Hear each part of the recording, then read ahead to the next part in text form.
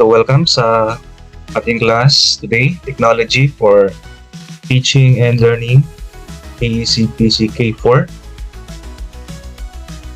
And today is Sunday for our asynchronous session.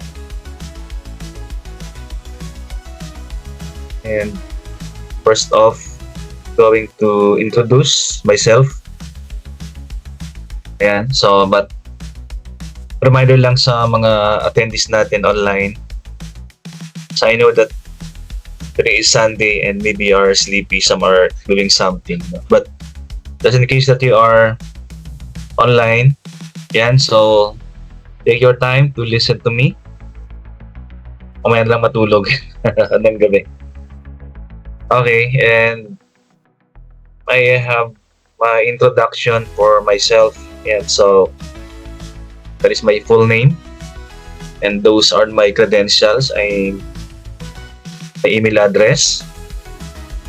And so I'm Dr. Richard Cortez once again. I'm Doctor of Philosophy in Educational Management, Doctor of Business Administration, and a licensed professional teacher as well. And those are my school affiliations. I'm with Quezon City University, Online Education, Ama University, of course, Villagers Montessori College. I'm also with Quezon Colleges of the North, that is in Cagayan, and I also handle graduate studies for Xavier Ateneo de Cagayan. And my professional affiliations, my academic experience, I have been teaching for the last 25 years. I started in year 2000 in one technical school here in Fairview, Quezon City. And by the way, I am calling from Fairview, Quezon City. And currently, I am the program head of Villagers College, Business Administration, and college din as well before of my university.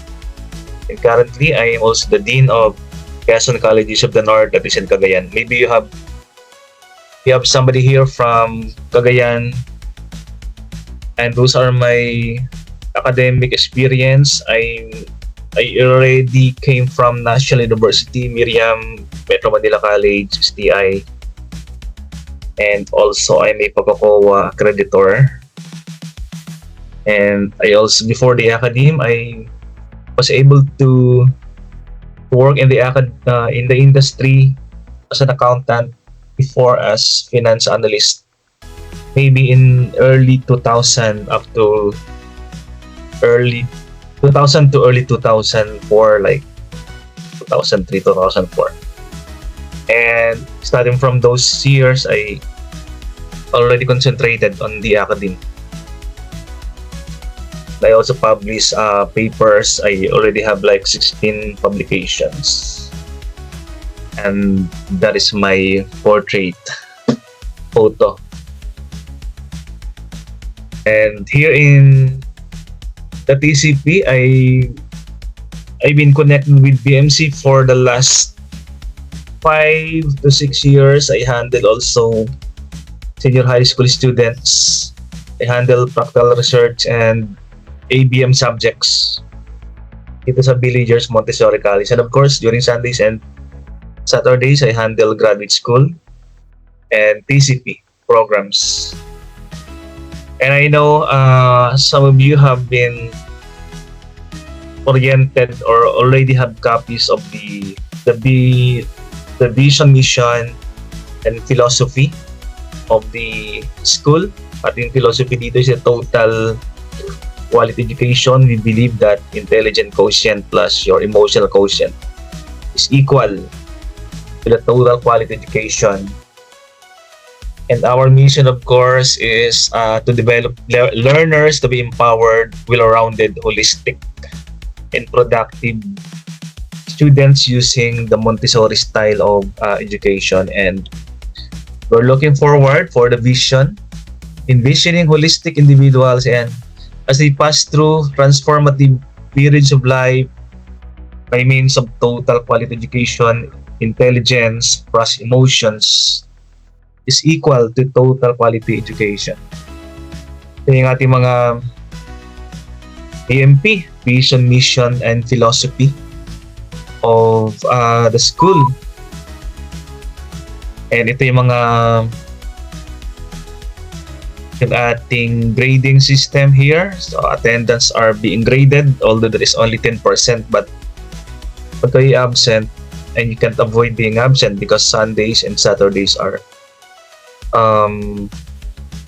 allocated to family. So sometimes you'll be doing some unavoidable errand or task na. So paalam na kayo sa akin para ma-excuse sa mga lessons natin.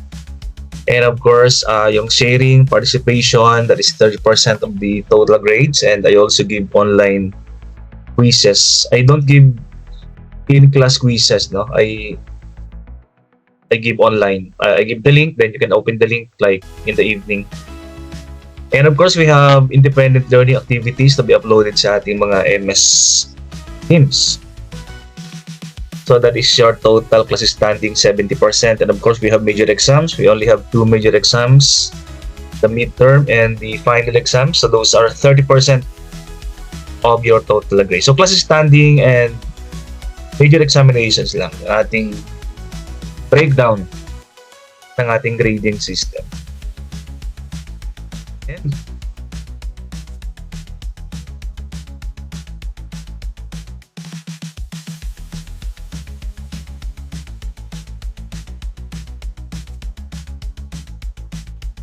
lesson natin is the use of technology syempre sa education, yung mga policy safety issues, the ICT issues, the theories, mga medyang gagamitin, how the students are using technology, how to use appropriately in technology, the ethical consideration natin as teachers and the ethical consideration ng mga estudyante.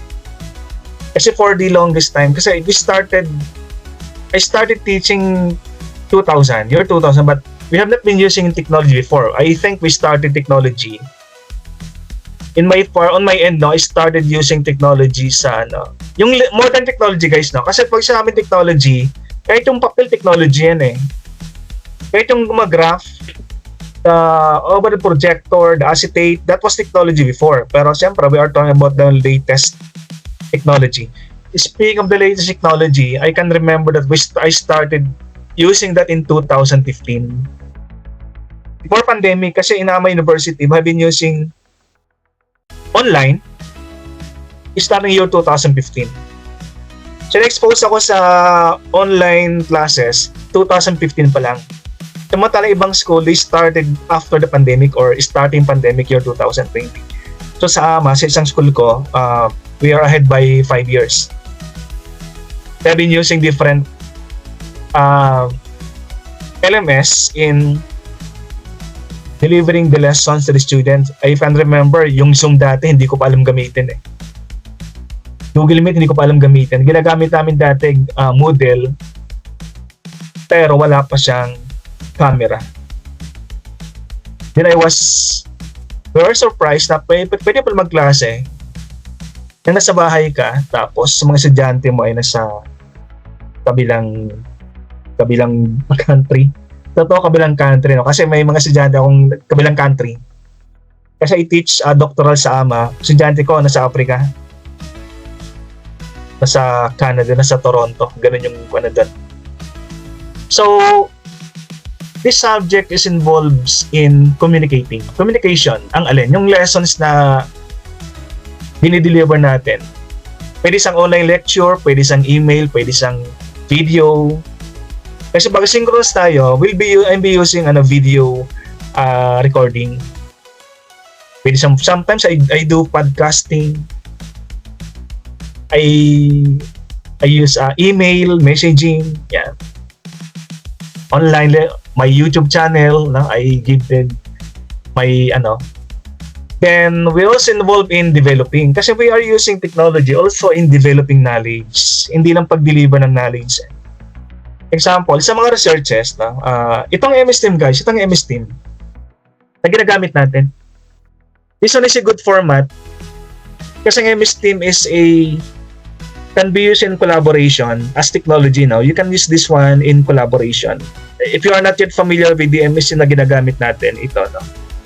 Pwede ka dito mag-collaborate. Example, yung classmate mo nasa kabilang province, you can do using MS Team eh. You can develop knowledge daw pag using technology. And also use in exchanging. Yan. So, sa dito, pag ikaw nagtuturo na, you will have exposed in different LMS or learning management system. Example, this one is MS Team is LMS. Yan. In other school, we're using Google Classroom. Mga teachers dito, no, you're familiar with this one. But for those who are not in the academy, we are using different LMS, MS Team, we're using Google Classroom. In one school, we are using Moodle. In AMA, we're using Moodle. Tapos sa Ateneo, kasi I'm teaching Ateneo din. Sa Ateneo, we are still using. So parang apat yata yung LMS na aking ginagamit in delivering lessons. Tapos the beauty of technology, meron tayo yung mga open sources, no, exchanging knowledge, hindi lang pag-deliver but exchanging knowledge. Kasi pag nasa academe ka, 'di ba? May mga open sources, open access repositories that you can download lecture, you can download PowerPoint, you can download researches. Yan ang maganda sa technology natin, yung pag-exchange ng idea. And sa ating second paragraph, students are expected to demonstrate their learning using non-digital and digital tools. Their understanding of the concept and principles of learning will also be displayed in the conduct of the activities embedded in the developed learning activities. I want to emphasize the utilizing new technology ng mga estudyante. Yung mga teachers dito, no? Pag mga non-teachers dito, pag nagturo na kayo next year, assume natin na magtuturo na next year, siyempre pasado sa board exam yan, di ba? Mga March. Yung board exam, madali lang yan, mga sirs, mga ma'am. Kayang-kayang ipasa yung mga board exam na yan. And I can give you lots of materials, no? Na pang board exam. Mga reviewers ba? Ito lang review, mga sirs, mga ma'am. Ako dali, hindi nag-review no? Take lang. I can give you pag magte-take tayo exam, I can give you volumes of reviewers Yan, binili ko yun pero siyempre, bibig ko siyang libre. Ang dami ng mga reviewers. Yun lang pinasa ko. Wala nang Carl Barita. Una, maganda siya. At karamihan doon sa mga review, lumabas sa board exam. Pero ang dami na kasi. Para I can count like 20 folders. Isang folder, 10 PowerPoint. Isang PowerPoint, 300 slides. So you can imagine gaano ka dami yung mga reviewer. Pero siyempre, papasa ka pag ginamit mo yun. Sir Edward, sa FEU ang ginagamit sir, na LMS. Sir Edward, sa FEU? Built-in ba yan? Sa FEU, hindi po. We're using Microsoft na Canvas. Canvas? Oo.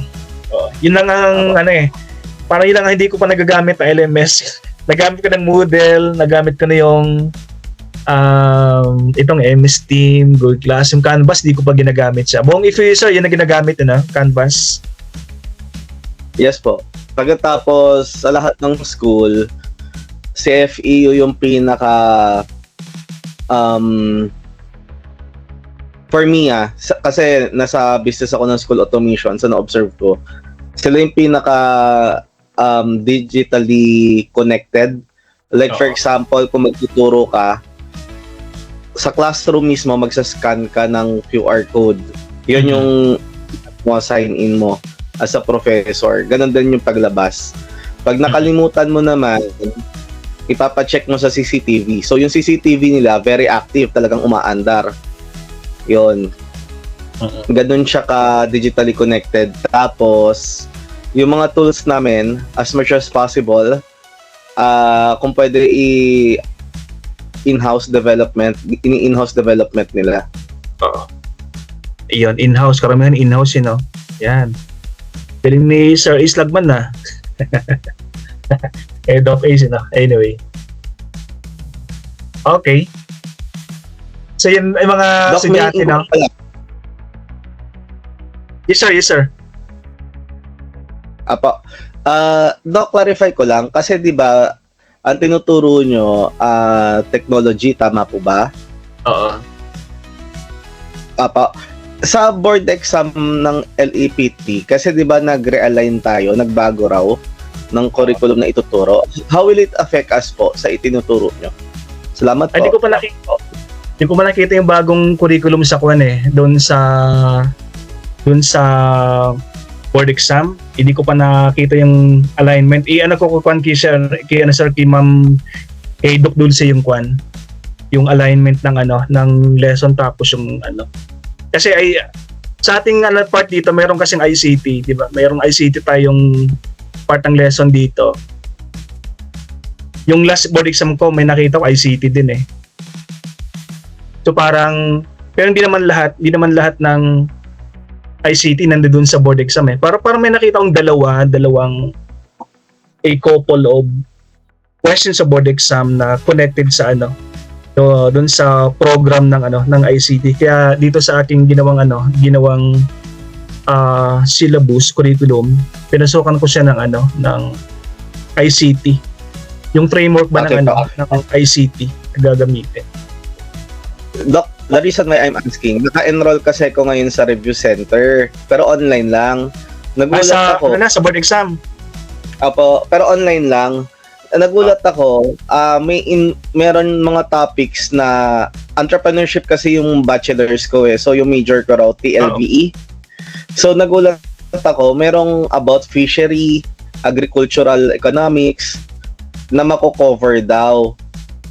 So yun lang naman, kaya sa board exam. Okay. Sir, natanong mo yung sir, di ba entrep ka? Entrep yung undergrad.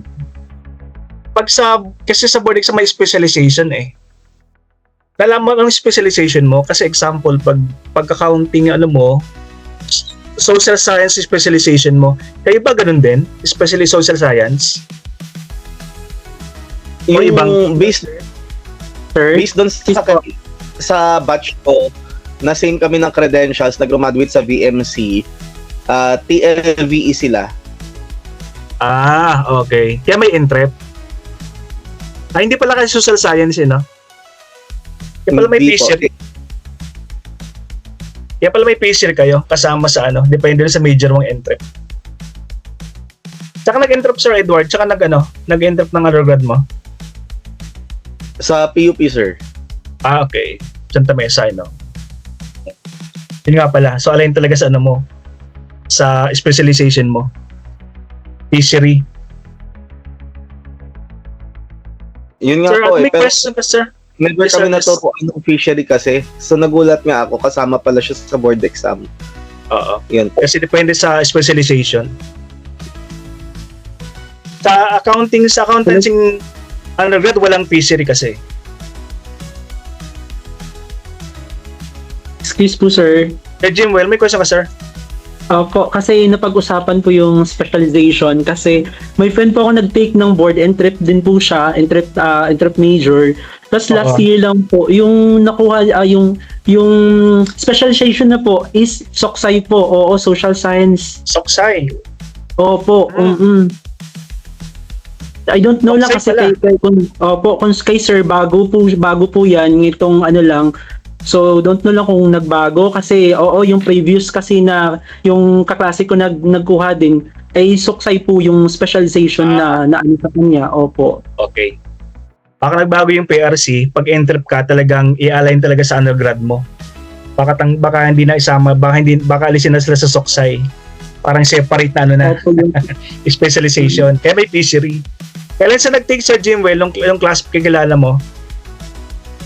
last year lang po, hindi ko lang po Last year lang. sure, oo, sa ano po, sa month po, kung ano po siya, September ba or March yung nagkuha. Basta, alam ko po last year, then yung Soksay special siya. Soksay season pa niya, rin. Soksay po. And then the previous years din po, ganun din po, kasi yung isa kong kakilala, nagtuturo na din siya ngayon, Soksay din yung ano, kaya, yun nga yung tinitingnan ko kasi entrep din ako na yung pupuntahan ko is yung Soksay, pero yun nga na medyo nag-ano ako kay sir, nagtaka ako sa sinasabi niya ngayon. So ibig sabihin parang may nagbago ba, parang ganon yung Oo.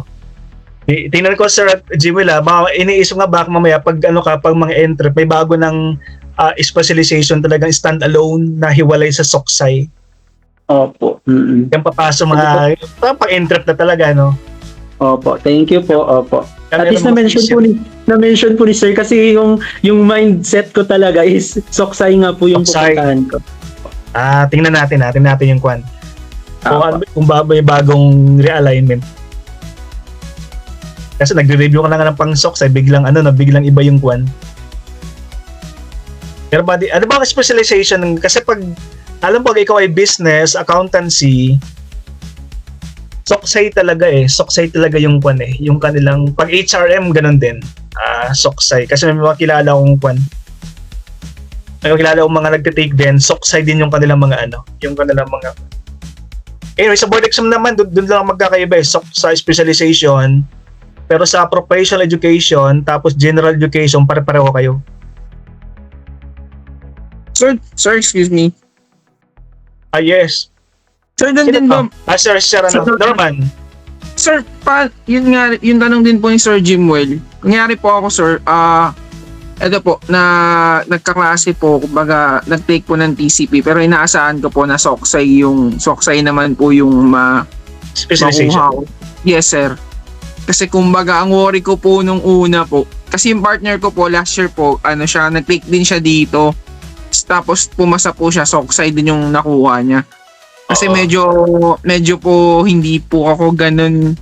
I mean sir, aminado naman, hindi po kasi ako ganun sa numbers. Kaya kumbaga po, nagtatanong din ako kung yung inline po ba yung sa course ko dun sa kukunin sa Soksay.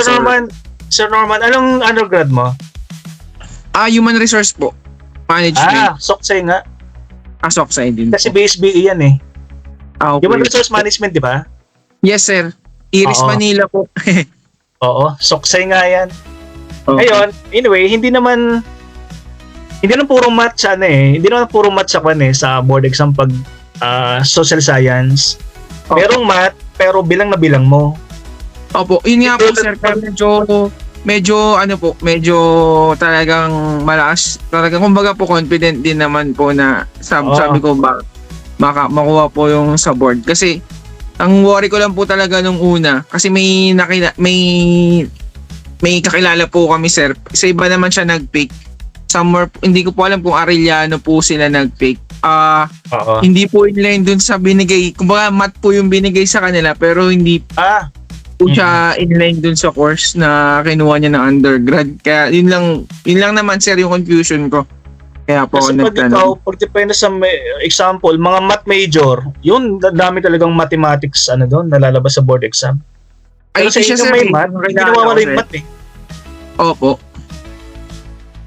Pero kunti lang, example, basic lang.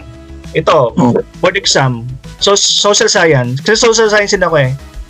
Ang lumabas na madalas sa board exam, percentage, fraction, age problem.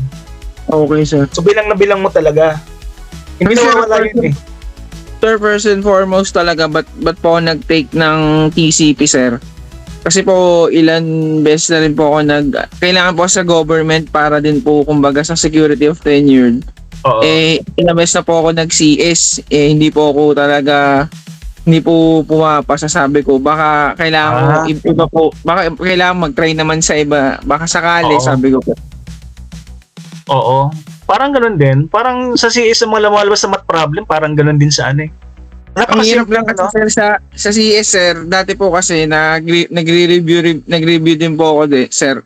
Iba po, kumbaga po, hindi po siya katulad ng natatakel sa sa dito po sa mga subject. Hindi po inline. Iba, kumbaga po, iba po inaaral sa makukuha mong test. Kaya po talaga parang sabi nga nila, yung sa CS parang stock knowledge. Dito po sa TCP, sa mga board po, kung ano po talaga, kung inline po talaga yung, kunyari po, pinag-aralan po natin ng sa mga undergrad, kung sa mga teacher po talaga, kunyari, TLE, yung TLE po talaga yung lalabas. Kumbaga po, talaga makapag-prepare sila. Higher percentage po. Pero sa yung lang, sa CS ka, general information talaga dun eh. Dito Opo. dito sa inyo, pag sa social science, may current events, history, Opo, may sir. history, may current events. Sir. Kaya Alala din ko po dati. sir.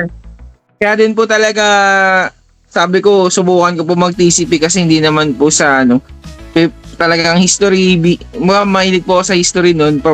Kahit minsan nga po, out of nowhere, may mga estudyante ako nakakasabay sa UB pagpalawas. Pag medyo may naririnig ako na iba yung sinasabi nila about sa history, parang nakiki-chat ako sa kanila eh. Kinakausap ko, minsan kino-correct ko pa, sabi ko, hindi, ganito yan, ganito yung niyan. Basta guys, tip ko lang sa inyo, kasi tatlong areas, di ba, yung board exam, Prof Ed, tapos Gen Ed, tapos specialization. Sa specialization, may stock knowledge ka pala, dapat talaga ng fraction.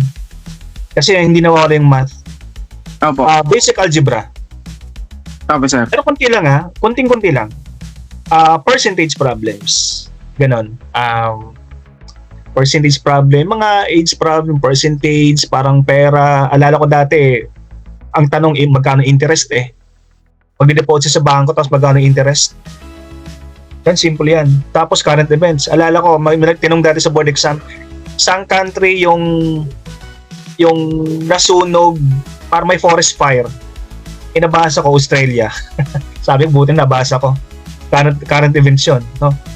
Ang mahirap na area doon, yun ang tutukan nyo guys, yung professional education. Yun ang mahirap. Kasi specialization, madali lang yan eh. Yung Prof Ed ang mahirap. Parang yun ang mababa ko dati sa board exam eh. Ito yung mga connectivism, constructivism, totalitarianism, malilito ka eh. No? Kaya, kasi pang teacher, pang eduk talaga yun. Opo. Yun ang tutukan nyo. I have lots of materials na bigay ko sa inyo. Salamat, Para sir. yung pa lang, huwag kayong mag-review pagkatapos ng graduation. Ngayon start na mag-review ngayon. Opo. Okay doon. Kasi nang ginawa ko eh, parang 2 taon ako nag-review. Para kasi ang daming babasahin. Siyempre mga antonyms, synonyms, yung mga common na tinatanong doon sa board exam. Tapos meron ding mga tanong sa technology, meron ding tanong sa technology. Paalala sa akin, i-drop ko sa i-drop ko sa GC. Yung Google Drive ko. Thank you, sir. Ayan. Yun ang definition ng education. Kasi hindi ako researcher kasi ako, kaya yung mga binibigay ko mga definition based sa mga research ng mga latest research sa mga tao. Example, itong definition ni Joseph Layton.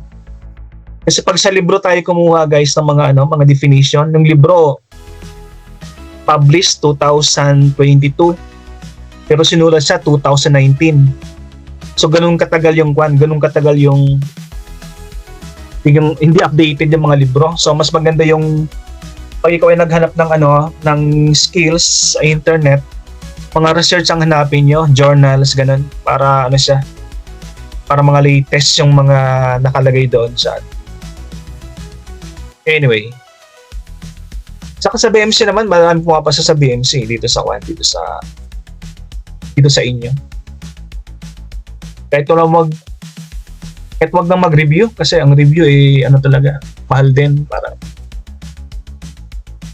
3.5 yata ang review center ngayon kay Card Balita. Dati pa yun hindi ko lang magkano na ngayon. Okay, yan.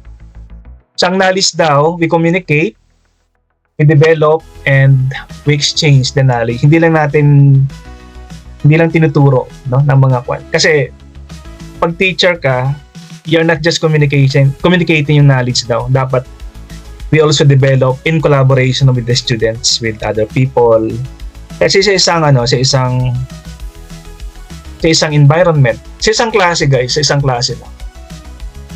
Maraming communication nangyayari. Example, communication ng teacher sa estudyante, teacher to teacher, student to student, student to lesson.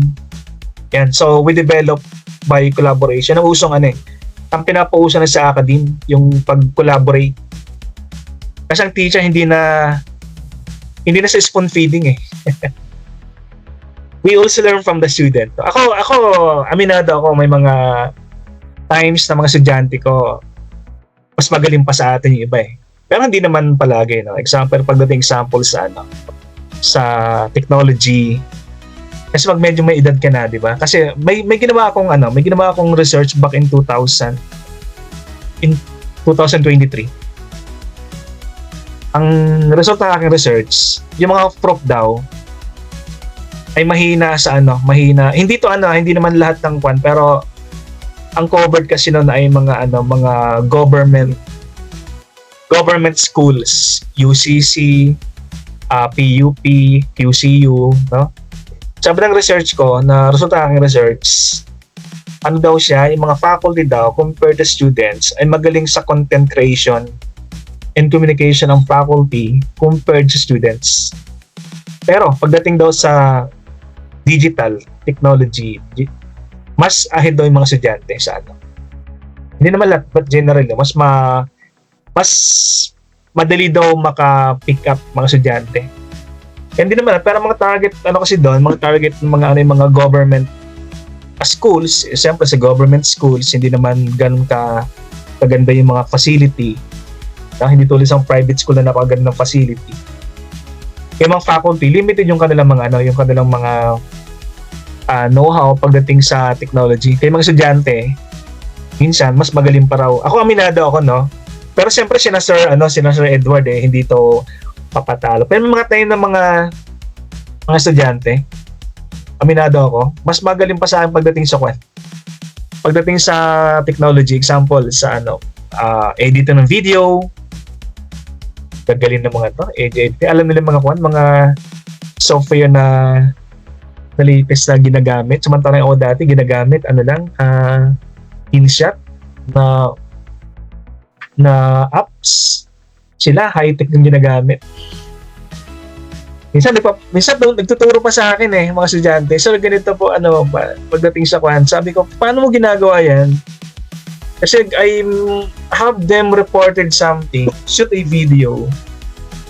Tapos sa kanilang video finish, ang ganda. Sabi ko, anong yan? Anong ginamit mo dyan? Yung pala, Canva. Canva lang pala ang ginamit niya. Sabi ko, hindi ko pa alam gamitin ng Canva. Pero siya, magaling palang gamitin na sa video. So may mga time talagang we should be developing our knowledge in collaboration with the students. Aminin man natin na hindi, pero minsan ganun na nangyayari sa atin . Okay, and that is from Joseph Leitan. May bago ba ditong dating na on board? Another definition from Joseph, another essential definition of education technology focuses on the theory and practice of utilizing new technology to develop and implement innovative educational approaches. Okay.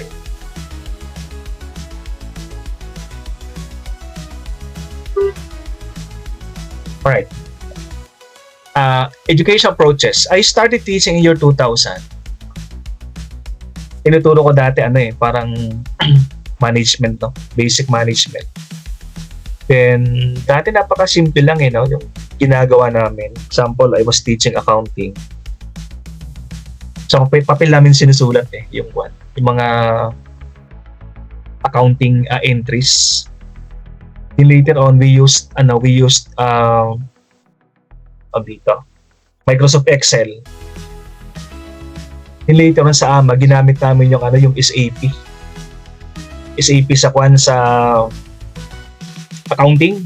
Hindi ko alam sa kung ano ginagamit ng ibang school pagdating sa laboratory ng accounting, pero sa amin university kasi we're using SAP dati, SAP. Hindi ko rin maintindihan SAP dati. Ang hirap siyang ituro. So pag prop ka pala you spend time, you spend money to train sa isang particular lesson. Otherwise, mauusan ka ng mga estudyante. Kasi we can't avoid technology. Minsan mas magaling. Yung pala yung SAP, ang hirap niyang pag-aralan. Sobrang hirap kasi yung instructor namin tinuturo sa amin, pati siya nangangapa pa pero natutunan ko siya. In-apply namin sa university. Pero after several years kasi nakalimutan parang hindi na sa tinuloy kasi masyadong mahal yung program, parang millions of pesos. So parang yung aking knowledge about SAP parang nawala rin parang. And pinalitan ng mga bagong technology.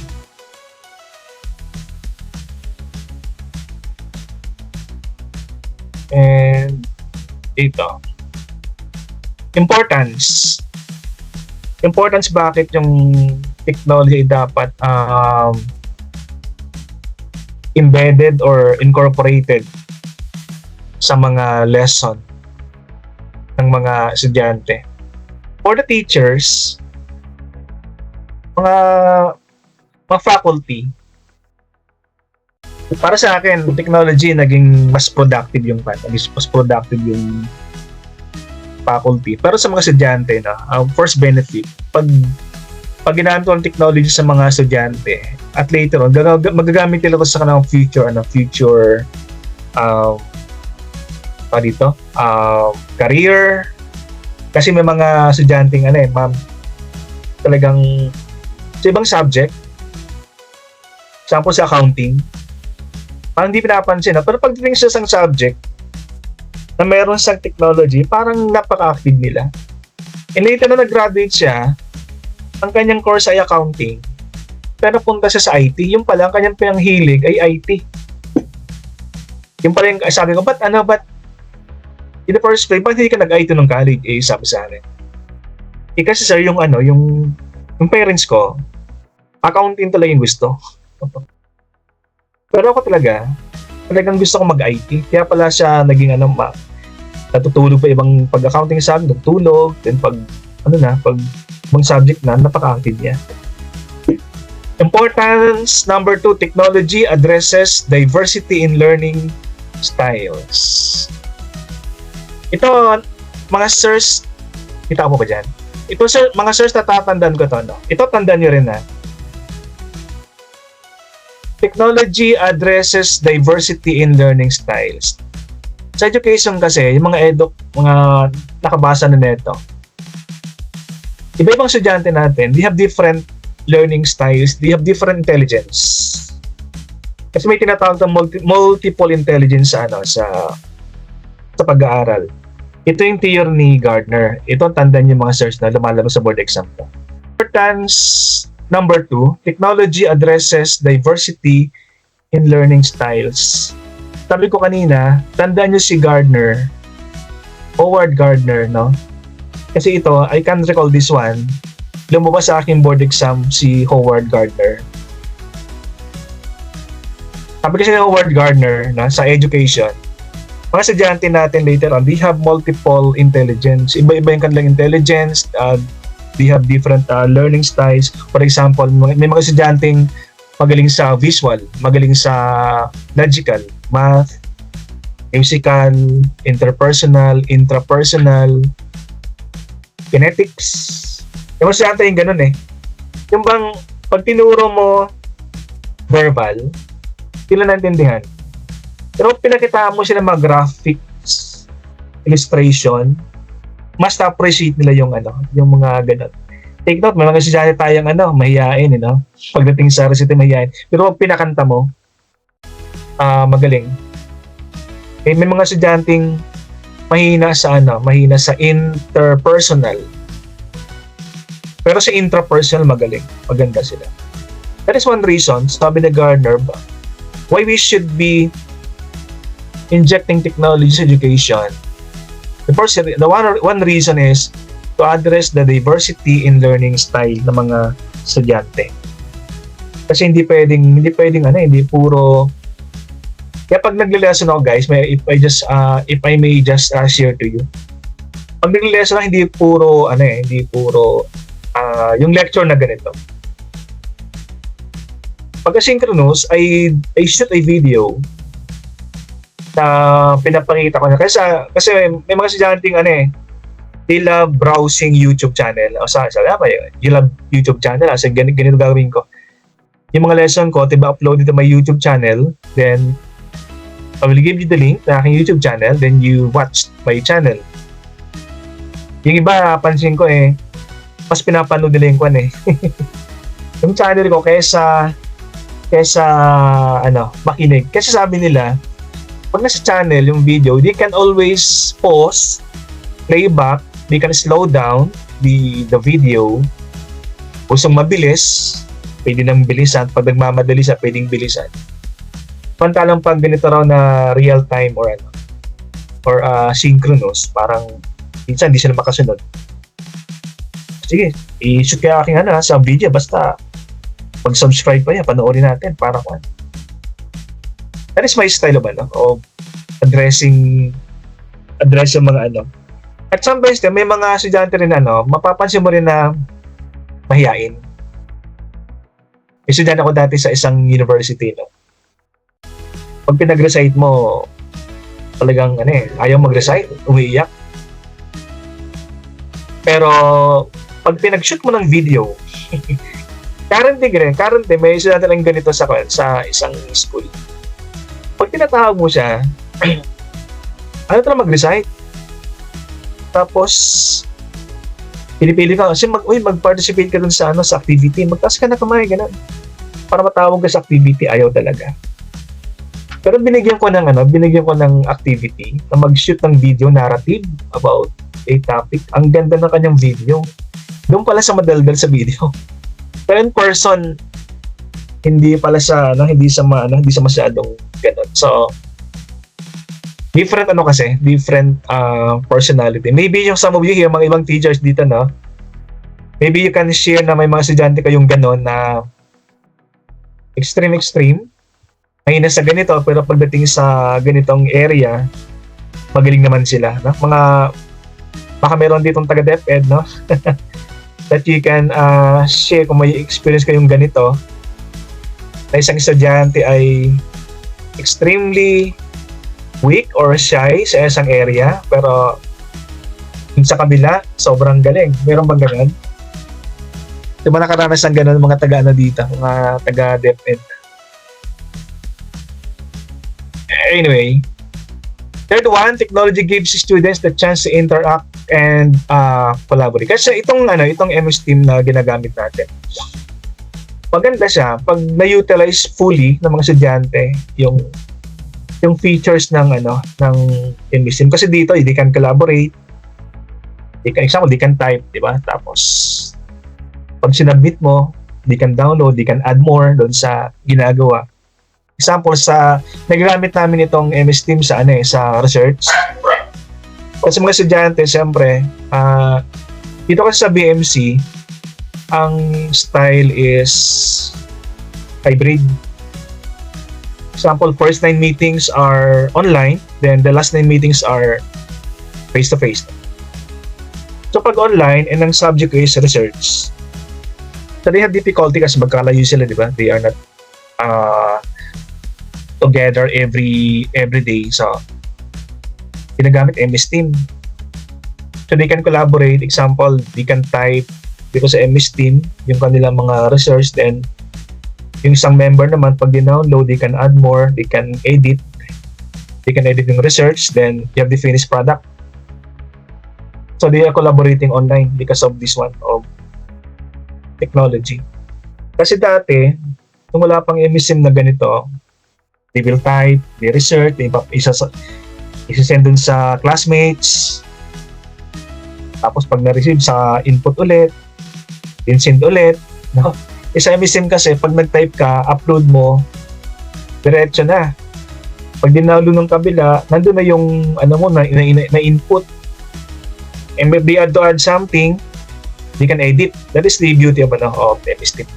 As part of collaboration. Siyempre, sa mga office din, itong MSIM ginagamit din, di ba? Hindi lang sa mga estudyante. Kaya tinatanong ko kanina, meron bang gumagamit sa MSIM because this one is a good tool in collaboration. The fourth one, pabasa ko nga, yung fourth one, namamaos na ako Diyan ba siya, no? Si Star Freehinal. Tapos yung Star Freehinal, ba? Yes po, sir. Ayan, si Ma'am kala ko wala na si Ma'am Star. Ma'am Star, would you mind reading this one, the fourth one? Technology. Technology helps teachers prepare students for the real-world environment. Okay, that's good, no? Ito naman sa may mga estudyante ko na tinatanong ko, sino sa inyo ang marunong gumamit ng Microsoft Word? O siyempre, taasan sila ng kamay kasi majority of them know how to use the MS Word. Yung pangalawang tanong, sino sa inyo ang marunong gumamit ng Microsoft Excel? May nagtataas 2, 3. Hindi marami. I mean, hindi sila marami. Sabi ko, bakit hindi mo na ituro sa sa Computer 101 yung Microsoft Excel. Sabi na ituro naman. Kasi sabi ko, pag nagtatrabaho na kayo, kasi ito naranasan ko to, when I was back in year 2000, nag-apply ako ng trabaho. Ano ang pinagawa sa akin? Isang exam lang. Pinagawa ko ng Microsoft Excel spreadsheet. Yan. Nagawa ko naman. Kasi siyempre, sa previous company ko, yun akong ginagawa. Pero pag estudyante yung pinagawa, fresh graduate, tapos pinagawa ng ganitong spreadsheet. Majority of them, they don't know. At least sa isang university ko, without mentioning. Sa university ko, hindi sila masyadong well-versed sa Microsoft Excel. Magaling sila sa Word and PowerPoint. Sabi ko, ba't ganun? Samantalang sa real world, madalas mong gagamitin yung Microsoft Excel kahit hindi ka accountant. Kahit ikaw na sa HR, gagamitin mo itong Microsoft Excel. Pero sila, hindi lang masyadong parang they are concentrating on Microsoft Word.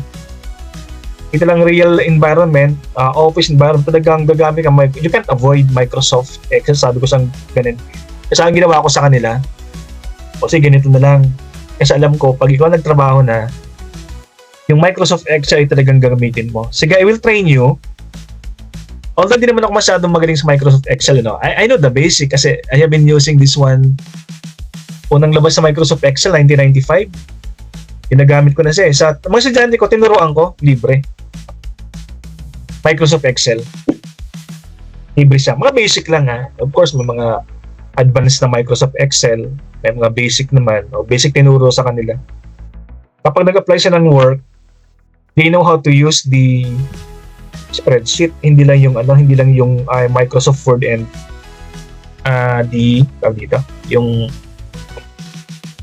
presentation like PowerPoint and magaling sila sa Canva. Kasi dyan magaling sa Canva, Gawang presentation. Pero pagdating sa sa mga ibang system, spreadsheet, Microsoft Excel, hindi sila masyadong magaling. Okay, the fifth one, technology keeps the classroom a happier place. Galing na mga to, Ito kasing ginagawin ko sa guys. Ito si Gardner. Ang ginagamit ko sa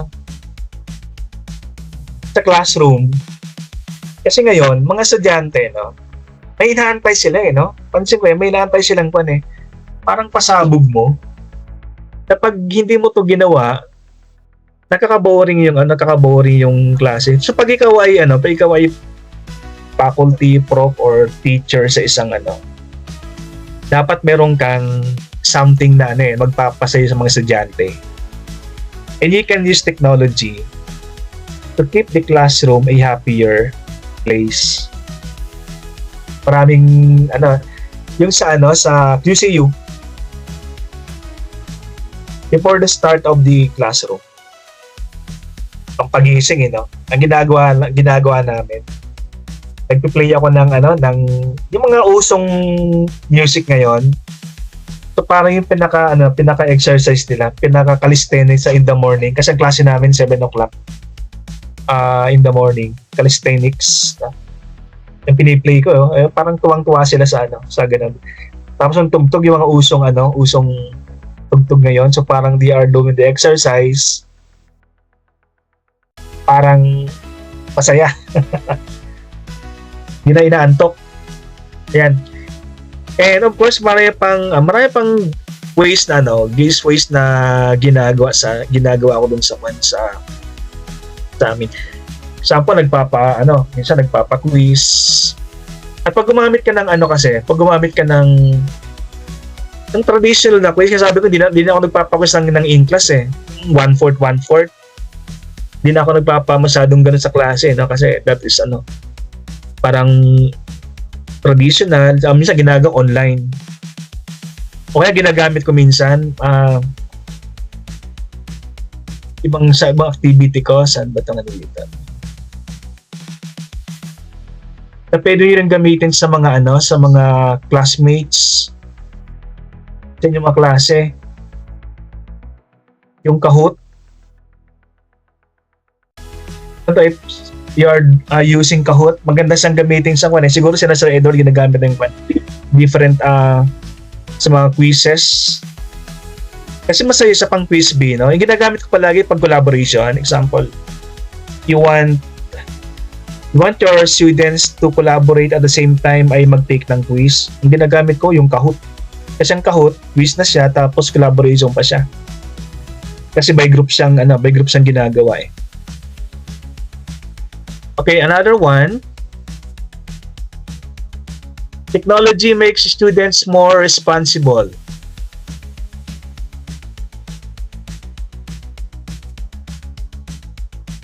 Okay, happier place and this one. Technology makes students more responsible. Okay, for this part guys, mga ma'am sirs Okay naman tatanungin ko. Ito kasi hindi lang to pang klase pero it also applies sa mga offices na pag ikaw ay gumagamit kang technology, kasama dyan ay isang pagiging responsible na office worker, na employee, or officer of the company.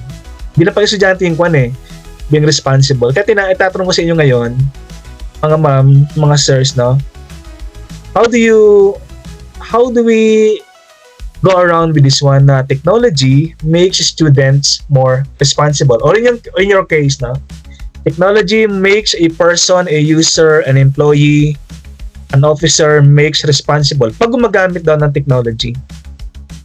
Paano ito nangyari? Sige nga, try natin. Kung sinong may idea.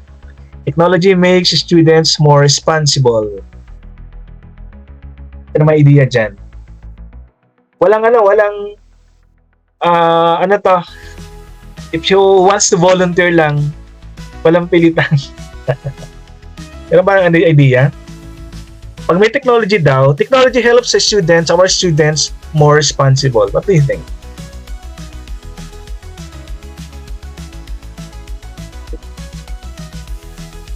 Sir Daniel, may idea, sir? Yes. Pag sa attendance po, pag papasok pa lang ng gate ng school, meron ng biometrics, nagpi-fingerprint o kaya may face scanner para na-update yung magulang pagka pumapasok yung anak nila o hindi. Ganun diba? Ang galing, huling-huli ng huling-huli ng ng parents kasi magpo-prompt sa kanila, no? O yung estudyante mo, pumasok na, ganitong oras, no? Pag walang dumating sa lang prompt ng message, ibig sabihin, hindi pumapasok. Kung estudyante ngayon tuloy, ay napipilitan na maging pumasok responsibly, no? Araw-araw, no? Sa kwan, because of this technology. Kasi nga, pag hindi, nako, makipatawag yung, yung parents. That is one area na, our students will make them more responsible pag ina-apply natin technology sa education. Ayan. That is good from Sir Daniel. Meron ba na another way na isang estudyante naging responsible because of the introduction of technology sa education?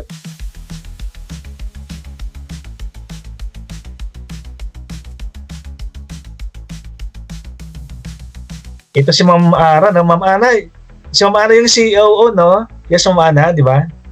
Tama ba? Yeah. Yes. Yes, Doc. Opo.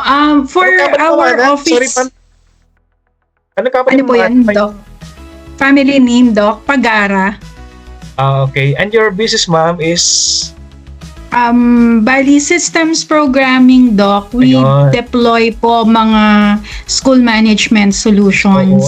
Susublay din sila ng ma'am, di ba? School management system. Apo. Yung sa operation po ng schools, enrollment, grading, and basta lahat, sir, ng mga department. Oo. Sa amin, ginagamit namin dati Oracle. Kasama ba sa yun? Sa amin university, Oracle ginagamit namin. It's more of online rin siya, sir, cloud-based din yung system. Cloud-based. Opo. Mhm. So, sa company setting naman namin, Doc, no, if para maging responsible din yung mga empleyado, kasi we used to have hybrid type of attendance. So, half namin naka-work from home, Oo. yung half will attend yung sa office setting talaga. We usually heavy dun sa usage ng mga chat group, Viber and Messenger in terms of sa communication. So we expected that they will be responsible na yung lahat ng mga ginagamit namin for communication strictly for business use only.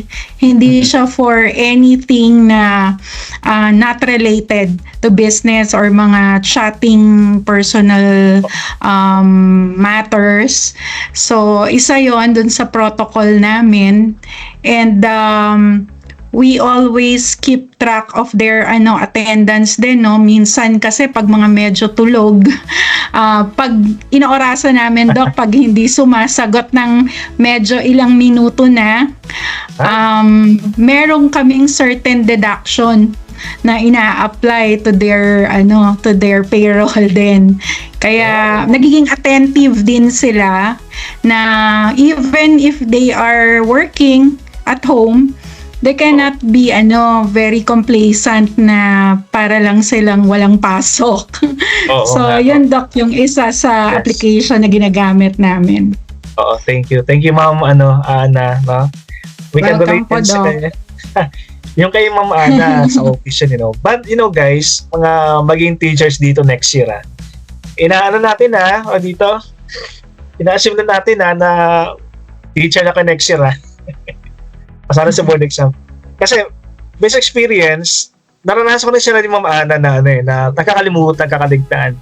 Pag sa office, bawas yung payroll. Pero pag sana minsan, sabi ko, I prefer online quizzes. Tapos I give them the link. And sabi ko, you can open the link at 8 o'clock in the evening. 8 to 8:20 lang. Minsan may mga reklamo, minsan may mga Sir, pwede bang pa-open ng link? Bakit? Nakatulog po ako Nakaligtaan. Sabi ko, di ka ba nag-alarm? Nakalimutan ko po talaga mag-alarm ganun. So minsan may mga ganung cases na na yung ka na responsibility na to take the exam, talagang nakakalimutan. Pero meron din meron din mga estudyanteng even though they are working, kahit sa trabaho sila, Tapos inabutan silang time ng kasi dito sa BMC, by the way, mga sir na, pero sa BMC majority of my students are working. Kasi ng target market ng BMC mga working, so mga majority are working, nasa work sila, example Jollibee. Pero pag alas 8 ng yung time nung pag ng quiz, nagbe-break time muna sila just to take the quiz, 20 minutes lang naman. Okay? Pero meron talagang natutulog. Nakalimutang mag-alarm talaga ng kanilang mga gadget. Sabi ko, pag una okay lang pero madalas ginagawa na talagang third offense. Sige, hindi ko na i-open yung link. Kasi pag kaya nga meron tayong online, di ba? Kasi privilege yung privilege na that you can attend school online. Privilege na yan Tapos hindi pa iti-take yung quizzes. Kasi pag nag-work ka na at napasok ka sa company na mamaana, hindi lang grade ang mamimiss mo, but the payroll. Diba? Bawas. Plus the Ma'am Ana, plus the reprimand, plus the memo, di ba?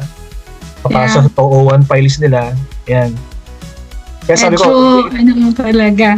Medyo mahirap din, Doc, mag-monitor talaga ng mga sa online kasi minsan nga pag may inutos na urgent, meron akong experience, sabi, ay ma'am, di ako makaka-attend on-site kasi nag-aalaga ako ng anak ko. Sabi ko, you're not supposed to, diba, dahil naka-work from home ka, pero ba't ka nag-aalaga ng bata?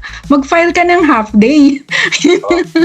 So, talagang may, Doc, mga downside din ang, technology. Pero, syempre, yan na ngayon yung, trend O di ba ma'am? O tama si Ma'am Ana. In our time, ito na yung pen and paper. Dati pen and paper, no?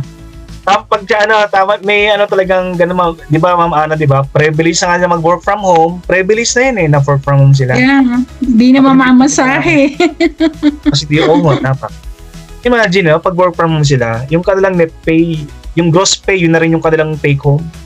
Samantalang pag nagtatravel ka, pamasahe, di ba? Bawas pa yan Anyway, so on my end po, marami rin mga times na na students are being more responsible because of technology. Pero meron ding time that they are irresponsible.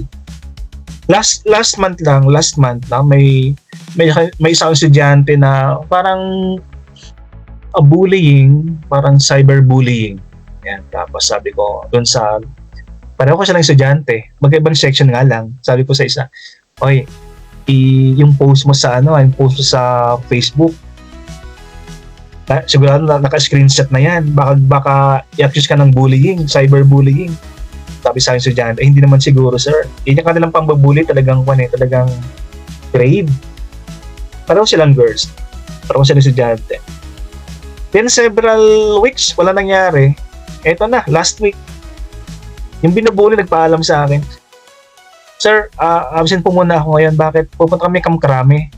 Ano gawin sa Camp Crame? Magpa-file po kami ng case. Ayun na. Nag-file ng case ng cyberbullying din sa isang estudyante. Hindi kasi nakinig sa akin. Ewan ko, I don't know what is the status of the nung case na gano'n. Pero, di ba, sa pag nag-post ka, you think several times before you click the submit button. Kasi pag yan ay kahit tanggalin mo siya, sigurado naka-screenshot na yan. Split seconds. Naka-screenshot ka na. Ito nangyari sa estudyante na case of cyberbullying. Technology, the tradition of passive learning. Yes, sir. Sino to? Sir, Yes, Sir Jim. Yes. Parang lang po, parang nare-reflect ko lang na minsan sa tao din talaga, kung talagang gamitin niya ng tama yung technology, kasi yun nga, yung sinasabi niyo po, sir, na minsan kailangan din natin isipin yung gagawin natin o yung actions natin doon, kasi minsan ginagamit nila technology din sa hindi magandang pamamaraan, and others naman nagiging responsible. Yun nga yung sinasabi niyo po kanina na think 100 times, sabi ko nga 100 times before you click, kasi minsan yung click na yun ay talagang malaki yung masisira niya doon sa isang tao. So parang ganun po yun. Galing sa Gmail, Thank you isang po. click lang yun, di ba? Sa Gmail. Isang Opo. click lang. Isang click lang. But it can make life and death situation. Parang the effect, no? The grave effect dun sa tao. Talagang, na ano natin yan, I have proven that many times na ano. Kaya ang problem dito sa Kwan, isa po mga estudyante ko na sinasabi ko, sabi sa Gmail, sa ibang company, there is responsibility to show your faces and cam. Diba? Responsibility yun eh. Pero yung iba talaga, hindi nagpapakita ng hindi nagpapakita sila ng face sa cam. Mga estudyante ko sa pinagbibigyan ko kasi nga, yun nga, may mga cases of walang data. Ayan, wala silang data. Ano to, government school kasi, no? Pero yung mga private school ko, kasi yung sa government school, siyempre, mga scholars, walang nag-government, wala silang pera. Baka wala ka palang data, talaga pang data. Pero ang private, private students, so ganun din sila eh. Hindi nag-open cam, sabi ko, wala ba yung data? Wala ba kayong pang data? Kaya minsan, hindi talaga maiwasan yung yung suspicious ka na hindi totoo yung hindi totoo yung sinasabi ng mga estudyante. Technology breaks the tradition of passive learning. Ito, aminado ako, passive learners. Kasi guys, nung college ako, kahit ng elementary, hindi ako yung estudyanteng hindi ako estudyanteng dito active sa klase. Naghihintay akong tawagin ng prof. Pero may sagot naman ako. Pero ngayon, sabi ko sa estudyante ko, alam niyo ba, comparing myself with you guys today, tingin ko mas kayo, mas magaling, mas active. Mas active kayo kasi you are not just waiting for the spoon feeding ng ng mga knowledge. Minsan inuunahan nila ako, parang sabi ko, kahit sabihin natin the teacher should be 10 pages ahead ng mga estudyante. Di ba? Totoo hindi ba na nang pag-prof ka, pag-teacher ka, dapat nauna ka palagi sa estudyante. Dapat inuunahan mo palagi sila. Like 10 pages ahead. Pansin ko parang 10 pages, parang lumiliit eh. Parang 5 pages lang ahead ako sa kanila. Kasi sila, hindi mo pa assignment minsan binabasa nila yung yung na-anticipate na yung kasunod, ipapalesson mo. Kaya parang dapat double time palagi yung Parang you should be always in our twos when it comes to reading. Kaya sabi ko, kaya ginagawa ngayon, ang aking philosophy, read, and read. Kahit anong literature, basahin natin yung Okay, then technology allows students to access digital materials and databases. I am teaching research sa I am teaching research sa tatlong school. Dito BMC I handle research here. Tapos sa QCN I handle research. Sa grad school I handle research. Sabi ko sa kanila, napakaswerte nyo pagsulat ngayon ng research kasi nga lahat ng tools ay nasa inyo na. You have the databases, the materials. Ang gagawin nyo, i-retrieve na lang yung mga materials na yan. Kasi nga when I took my doctoral in 2017, I was writing my dissertation. Ang ginawa ko, umuwi ako ng probinsya. Doon ako nagsulat. Kasi gusto makapag-concentrate. Then, I was writing this chapter 2 ng research. Parang inaabot ako ng 1 linggo. Isang chapter lang, kakasulat. Kasi dati, 2017, wala pang Quillbot, wala pang Grammarly, wala pang Turnitin, wala pang mga ChatGPT. 2017, 2016. Ngayon, pag nagsulat ko sila ngayon, yung 1 week ko, parang 2 days, nasulat na nila eh. Tapos ang swerte yung mag-research ngayon kasi nga lahat ng materials ay nasa inyo na. Example, dati, pag magre-research ka, pupunta ng library, maghanap ka ng mga literature. Ngayon, punta ka lang sa Google Scholar, nandun na lahat. Marami kang makukuha sa mga database, diba? So, isa-summarize mo na lang. Dati, pag nag-summarize tayo nag-paraphrase tayo, it will take us several weeks. Ngayon, isang click lang, pag meron kang premium ng Philbat, summarize na or paraphrase na kagad yung research. Diba, sarap ang buhay ng mga to, no? And the last one, on the part of the faculty, ito sa atin, para sa ating mga teachers na yung improve teacher productivity and efficiency. Dati pag nagsusulat tayo ng syllabus, tulad dati nung example, yan, common naman yung Canva, 'di ba? Ginagamit nating Canva. Dati kasi gumagamit tayo ng in presenting PowerPoint. Parang you start from the scratch if you're doing presentation. Pero ngayon, kung ginawa niyo to, no? Kasi I bought a template na naka-ready yung mga template PowerPoint. Tapos insert mo lang sa para may ganun pa eh. Kaya may ganun akong nabiling ang daming template. Tapos you will just enter ng Hindi sa Canva, no? So para sa akin, parang mas mabilis yung paggawa ng aking mga PowerPoint. Kaya lang, siyempre, you will spend some amount. And dati ginagamit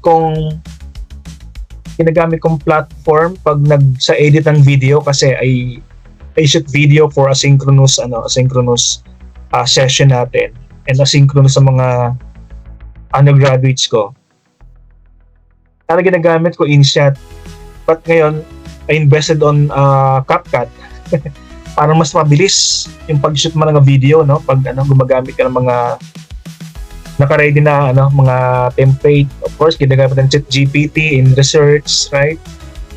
I'm using Kahoot pag nagpapa-quiz ako. Magagamit ko mga presentation pang Family Feud pag gumagawa ng Then yung latest kong yung isang application. Kasi dati pag gumagawa ako ng multiple choice na question, parang I start from the scratch na sinusulat ko talaga, but I discovered this apps na I don't know if you have been using this one, Exam Reader. Parang dati kasi pag nag-check ako ng papel ng multiple choice, talaga manual no? You will check one by one. So it will take me some days to finish everything. Pero ngayon, pag ginamit natin yung Exam Reader na application, i-scan niya lang yung sagot ng estudyante, then automatic mayroon ng result. Yung mas pabilis. Yung submission ng grades, yung mga deadlines sa mga deans natin, ng school, na mimit natin because of those application. Kasi dati, isa nalilito ako mag-submit ng grades kasi manual checking. Pero ngayon, mabilis, no? By using those application. And of course, you can also use this one, Exam Reader, no? Exam Reader, ginagamit natin for multiple choice checking. Pero dapat ang sagot hindi bilugan lang. Para na-detect siya ng ng checker na application. Okay, and let's go to the next one. Ito naman is pag mayroong mga advantages yung government technology, meron din mga concern or mga na-overlook natin or the downside of using technology. And again, this is not from a book, but this is research done by Jorge Gabriel Verges Puyo. And tayo na kanyang research is this one. The use of technology in education, 10 concerns that should not be overlooked. So he's going to enumerate dito. I retrieved this from his research. He enumerated mga concerns pagdating sa paggamit naman ng technology daw. The first concern, yung platform na ginagamit.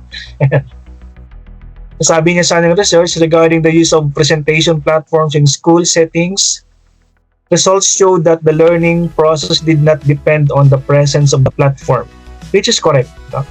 Sabi ng isang author, I can't recall kung sino to nagsabi na itong ng author na to, pero sabi ng isang author, the technology tools are there, pero important pa rin yung teacher.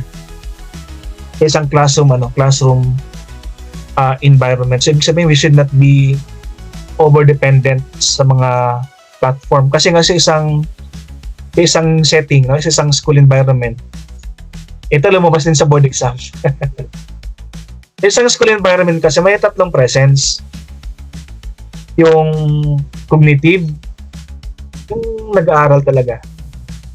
Pangalawa yung social presence, classmates, no? Classmates. Pangatlo yung emotional presence provided ng teacher. Tatlo yan, no? Tatlo siya. Cognitive, parang nagre-review na rin tayo dito.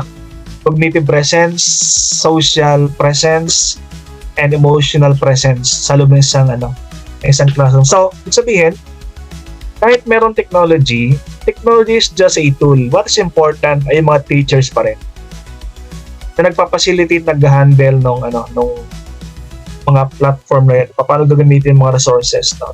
Kasi information nandiyan dyan, di ba? Kinukuha lang natin na what is important is paano gagamitin ni prof o ni teacher yung pag-facilitate ng mga resources. That is one concern na over-dependent yung iba sa digital platforms daw. Sabi ng research ni Jorge. And another concern, sabi ni Jorge, digital books and study, it was found out that students perceive printed textbooks easier to read. Ayan, may survey ako dito sa inyo, mga sirs, mga ma'am. Sino sa inyo ang nagbabasa pa rin ng hardbound books, traditional books? Ako kasi, for me, on my end, I still love reading yung mga books eh. Di ba? Meron ba ditong nagbabasa pa rin? Or puro e-books na? Ibig sabihin, meron pa dito, may nakatago pa kayo mga books na once in a while, pag matutulog ka na, binabasa mo pa rin siya. Kasi ako ganun no? Parang iba yung satisfaction that you are turning the pages ng isang traditional book kaysa mag-scroll down ng isang e-book. Ayan, so I'm happy to see meron pa rin mga still reading traditional books. So may agree mga sirs, meron lang satisfaction no? Iba yung satisfaction pag nag-return ka ng page, di ba? Kaysa isang digital book. Kaya ako marami akong librong. So once in a while I go to book sale, no? Kasi book sale, di ba? Mura mga books doon. I buy books. Yan, kasi parang I don't prefer e-books. Although the beauty, mayroon ding advantage siyempre yung e-books, no? Compared sa mga traditional. Ayan. And si Ma'am Sir Francis, mayroon siyang book. Sir Jerty. Si Ma'am Shaira, mayroon pa rin sa mga traditional. But according to the research of Jorge Buyos, no, may mga estudyante na they still want to navigate isang traditional book kaysa isang digital na libro. Meron pa rin mga estudyanteng ganun ang kanilang ginagawa. The third concern sa research niya, investment and technology. If I may read this one, sabi niya, many scholars wonder if the huge investment in technology. So, yung mga schools, they are investing in technology. For example, sa BMC, no? The school invested in the MS Team. So, it cost the school lots of money. Sa isang university ko rin, sa AMA University, they invested on the SAP, on the Oracle, no? They invest in this one eh. Sa isa ko ng mga school sa Ateneo de Cagayan, they develop their in-house e-learning system. Sa ano pa lang yun? Sa infrastructure pa lang yun. Iba pa dito investment sa time. Kasi example, we're going to train the teachers. If I can recall, nung pandemic, no? Parang ang dami kong training na inatindan regarding LMS. Parang 100 plus na seminars during the pandemic. So kalahati doon attributed sa training sa LMS. Just to master the LMS. Ang daming LMS, may Schoology, may Canva, may MS Team, may Google Classroom, may Moodle. Can imagine ng investment ng time natin doon sa sa technology. Okay? Na ibang school nakalimutan mag-invest daw sa salary ng mga teachers. Okay? May magandang scenario na some teachers resigned because of stress in navigating the LMS. Di ba basic sa sa business Pag meron kang negosyo, unahin mo yung mga manpower kaysa mga machine and materials. May mga school kasi na inuna yung investment sa sa technology instead of increasing the salary ng mga faculty. May mga schools na ganun eh. Kaya isang concern natin dito yung over-investment in technology when it comes to time, infrastructure, training ng mga teachers. Okay. Sir, okay. May ba dyan? Andyan pa ba kayo? Ayan, dyan Sir Jimmy, andyan pa. Okay, then let's go to the next.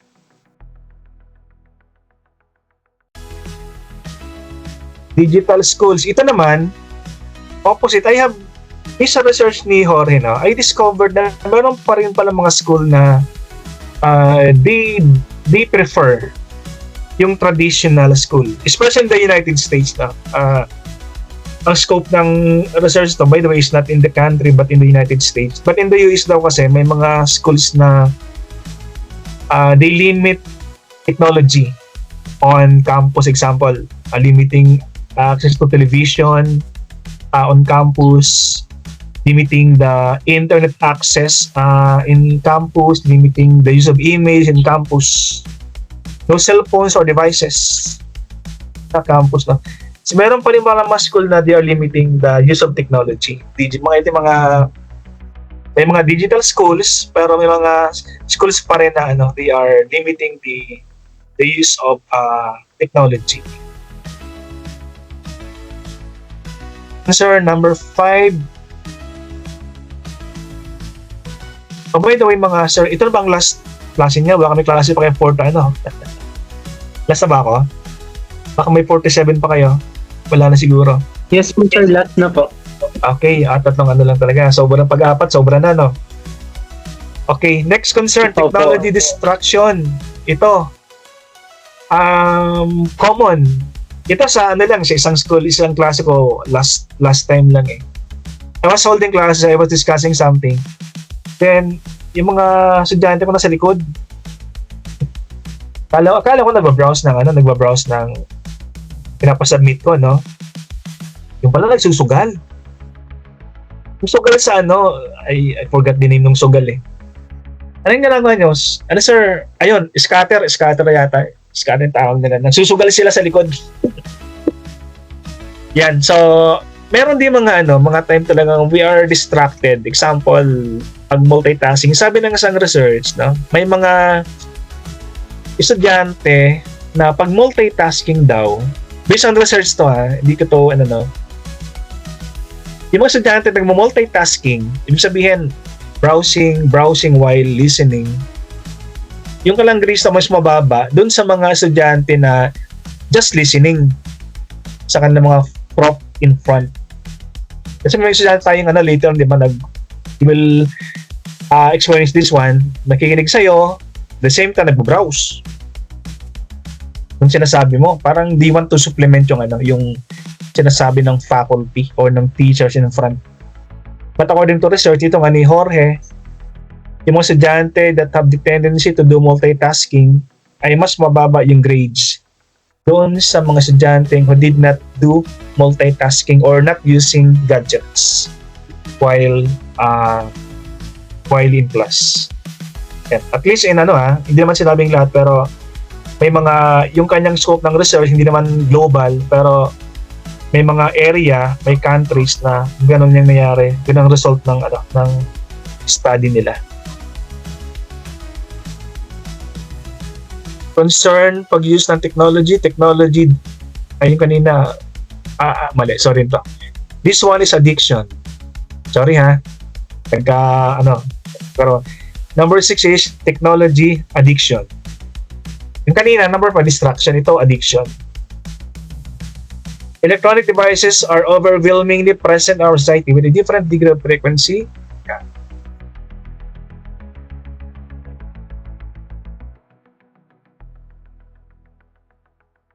Okay. May estudyante kasi ako sa isang university din. Addiction na nangyari sa kanya. Yung bang hindi na siya nakikinig sa hindi nakikinig sa class, parang nakafocus sa kanyang gadget, tapos not listening to me anymore. Meron siyang hindi naman siya nagsusugal, hindi siya naglalaro, pero parang meron siyang website na connected sa klase. Connected sa klase ang binabrowse, pero parang he cannot be detached from the gadget. Parang doon siya nakatutok, parang doon siya nakikinig sa dun sa kanyang gadget. Although connected naman siya, pero parang sa yung gadget ng teacher niya, hindi na ako eh. Okay, so addiction. Meron makilala mga not necessarily estudyante ko, pero magkakilala lang na parang 3 days, 2 days silang nasa internet cafe. Then suddenly yung kanilang health nag-suffer na naging depression. Sabi ko, ba't depression? Yung pala yung kanilang pinapanood, parang super connected sila doon, namatay yung bida. Parang nakatas na rin sila doon sa doon sa kanilang pinapanood. Then later on, yung kanilang health nag-suffer, anxiety, depression, buti na alagaan, pero he still underwent psychiatric treatment because of the attachment dun sa kanyang parang telenovela yung pinapanood baka meron ditong sa telenovela sa inyo. Number 7, concern daw, technology and teacher profession.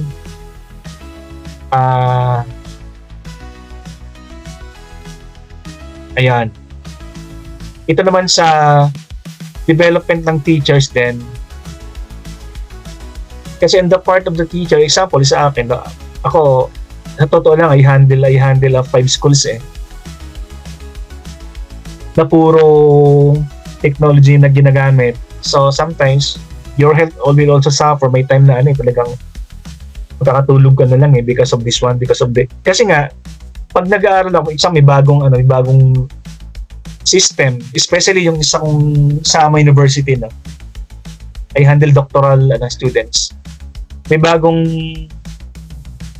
same LMS, pero parang binago niya yung configuration so pag-aaralan mo rin.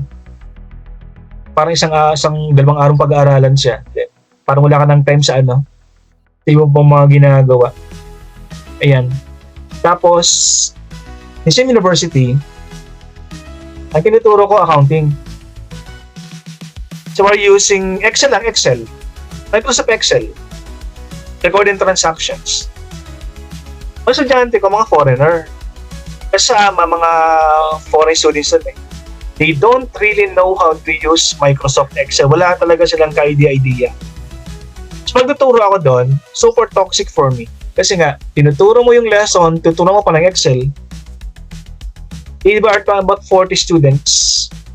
ay isa-isahin mo. Ako pagkatapos ng klase, 3 oras, so parang lupay-pay ako, parang hindi na ako makagalaw eh. Kaya that is one concern pagdating sa mga faculty, no? Pag-aralan mo yung lesson, at the same time yung gadget or yung technology, pag-aaralan mo rin. Parang dobling We are down to the last effectiveness of education technology. Ito may tanong din dito guys, no? Effective daw ba yung technology na na ginagamit? Kasi nga may mga klase, may mga estudyanteng iba-ibang klase estudyante natin tatlo yan no? Estudyanteng high performance, estudyanteng middle performance, yung low performance. Sabi ng mga research, yung mga technology daw effective lang dun sa mga estudyanteng high performing. Pero pagdating sa mga estudyanteng low performing, hindi rin na masyadong appreciate yung technology. That is the research of dito ni Jorge. Kaya naging isang concern yung effectiveness daw ng technology. Depende sa estudyante.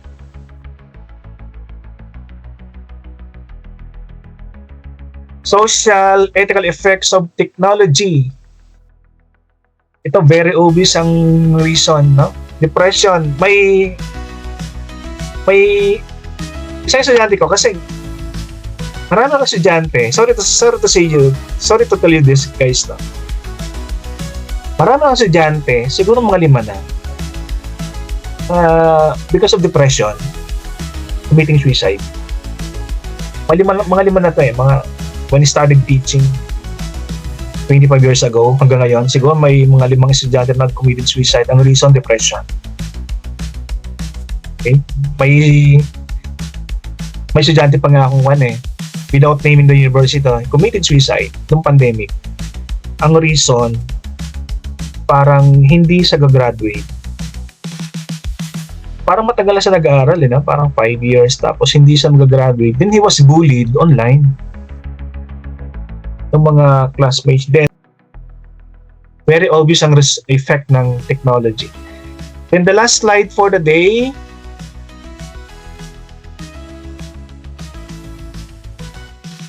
since last slide na siya, okay, yan, one result, the 10th result of this research ni Jorge, we discovered na hindi lahat ng computer testing ay can create anxiety. Depende sa test daw Example, pag yung test daw is reading. Pag reading, it creates anxiety sa mga estudyante. Pero pag yung test daw is mathematics or written English, walang anxiety na nangyayari sa mga estudyante. Okay? So, depende pala sa kwan. So, ibig sabihin, may mga test na it can cause anxiety. Siyempre, bababa yung grade ng estudyante pag ganun. So, they prefer the written na hindi computer test. Pero hindi naman lahat kasi pag pinag-usapan naman natin ay math, ang exam, walang anxiety kahit gamitin natin ng computer testing. Parang kasi minsan pag yung exam ay paper and pen, parang may intimidation factor, no? Naranasan ko rin kasi I'm not good in mathematics, no? Kaya minsan na-intimidate ako pag yung exam ay sinulat sa board ng teacher, yung numbers sinulat sa board ng teacher.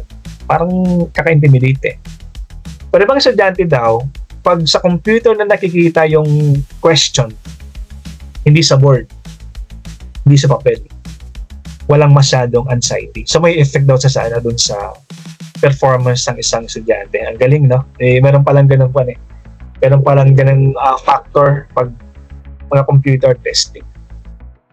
Okay, so we're going to end this one. I'm going to